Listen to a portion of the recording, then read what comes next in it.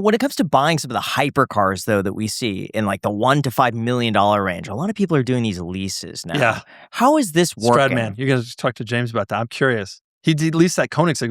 His payments were like 30 G's a month. Crazy. But my understanding, a lot of that goes towards principal. Yeah. With a big balloon payment at the end. Like that's still a crazy monthly, right? But it's deductible. Yeah, in theory. So for tax purposes, it seems like it would make a lot of sense. Didn't Stradman get in trouble for trying to write it off? Yes. No, not on that. Yeah. In a lot of cases, it's deductible, and that is what people are doing. I think there are some real benefits to it. I think there's a huge sales tax benefit too, because you don't pay sales tax up front. You pay kind of each month on the lease payment in most states. And so there are some benefits to doing it that way. You're just seeing this Miami crowd right now going by like Koenigseggs for like $3-4 million, drive them around. There was a time to do that when rates were low. I just can't justify it mentally. Like I sit here and watch all these other people on YouTube doing this stuff, and I'm like, damn, I'm jealous. Like I could have some of the cars I've always wanted if I was just willing to go into crazy debt or do crazy stuff like that, but I'm just not. Speaking of that, I want to get your reaction to this. Oh boy. We got a funny one. What's going on, folks? It's your boy Steve Got Me Rolling. And Ashley Got Me Rolling. Today, we got our dog Gino approved on this 22 C8 Corvette. Gino, how was your experience, man? Yeah, y'all already know where to come to, you know what I'm saying? Right here, what's it at, man? You know what I'm talking about? Right here. Nowhere else. Y'all know what's going on. How much did you put down? Shit, like 1,200. $1,200 on a C8, y'all. Nice job, Gino. ID mail. We don't ask for too much. Do we have to pesos or anything? No, sir. Smooth, easy process in and out. If you're in the market for a vehicle or you need your ID mail, shoot it to DM right now. Is this real? Where is this? Yeah, real. Dude, Gino's killing it. And they have... Clearly, he's driving a Corvette. Oh, yeah. Gino's killing it. And they have regular cars, too. Anyway, there he goes. He's Gino. off. He's driving off in his Corvette, 1,200 down. Gino's rocking it. Does that worry you at all? Yeah, but not more than it did.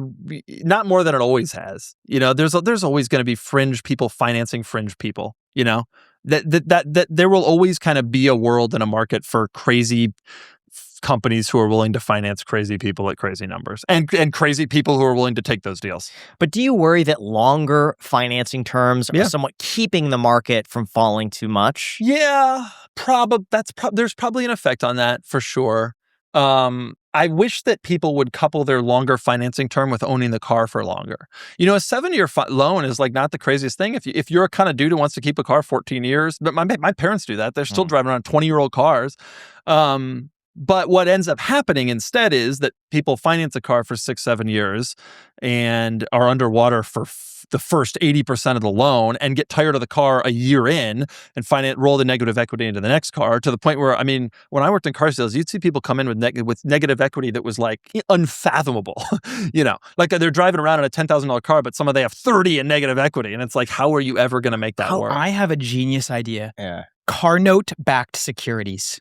Oh yeah, that sounds like a winner. Yeah, 12% interest rates, subprime, car notes into these securities. There's got to be a fund who's doing it. There probably is. Yeah, and honestly, the good stuff is good. You know, like most people are paying off their car loans, but then there's a lot of people who aren't. How is someone able to roll that much negative equity into a car, though? Like a $10,000 car with a $30,000 payment attached to it. I mean, that may be a ridiculous example, but there are absolutely situations like that. Part of it is the car loses a lot more value right away. Part of it is, they maybe the car, like the car had more equity initially, and then they crashed it a couple times. It's got a bad Carfax, and that stuff happens though. It's out there. So you got to just ride that out. You have to just keep driving the car. So what are your thoughts on a 96-month car loan? I mean, it depends on the loan, the rate. You give me 96 at 0, I'll take that. Sure. You're 96 at 2, I'll take that. But that's not what's happening. Right. Like people are taking it at market rate and they're using it to buy a full-size pickup truck. And that's not a great situation. I mean, there's no question. It's not a great situation. I think this goes into my total cost of ownership thing. Like I only see cars as total cost of ownership. Another trap that people get into is they only look at their monthly payment. Okay, it's $600 a month. I can afford that. Well, it's $600 a month until your baby child is 23 years old. Like that you're not thinking about that, right? You're not thinking about like the incredible length of time that some of these things can have, and the drawbacks that come with putting $1,200 down on a car that is heavily depreciating, like a C8, which is kind of in free fall right now. How do you determine how much car you could afford? Me? Yeah. Or what is your advice for people when they're thinking about for this? People? Is it a percentage of income? Is it a Yeah, I don't get most of the people who come to me, my community, my friends, aren't really they're not really thinking about most of them are already financially savvy. Yeah. I don't get a lot of people who are saying, how much car can I afford? I have those conversations with people about houses sometimes. But how much car can I afford is not usually I don't know a lot of car enthusiasts, to be honest with you. And most of the dad down the street, he's not trying to stretch his budget. He just wants a 3-row SUV that he can, he can like live with. What's your recommendation if a viewer comes to you and says, "Hey, Doug, how much car could I afford?" It depends a lot on a lot of things. How much are you willing to sacrifice? How much are you into cars? Honestly, I have way more car than I should for my net worth, but I'm really into cars, and I get a lot of benefit from it. I think those are real questions that should be answered. Are you willing to sacrifice other stuff for car? So a lot of people would say, absolutely not. Okay, well then not that much. Get a Honda Accord, like there's a Prius, like be rational.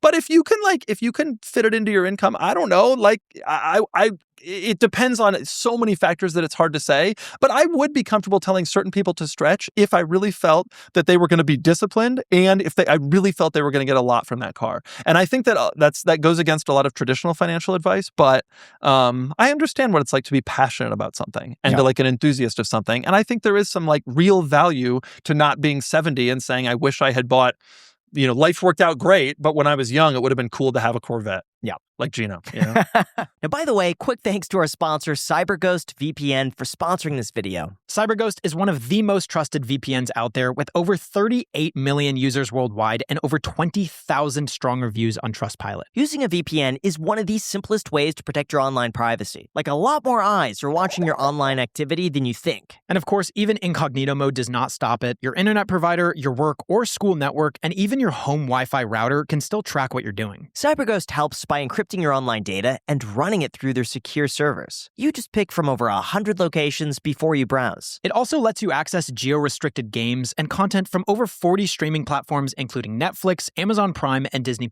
And here's a little special sauce I'll sprinkle on top. Changing your location can actually help you find better deals online. CyberGhost works on all major devices like Mac, Apple, iOS, and Android, and you could protect up to 7 devices at the same time. And guys, if you're thinking about it, using our link in the description gets you their absolute best deal at $2.03 per month, plus 4 months for free, which is 84% off. They also offer a 45-day money-back guarantee, so it's risk-free to try it out. We like it enough to recommend it to all of you watching. Once again, the link is down below in the description. Thank you so much to CyberGhost for sponsoring this episode.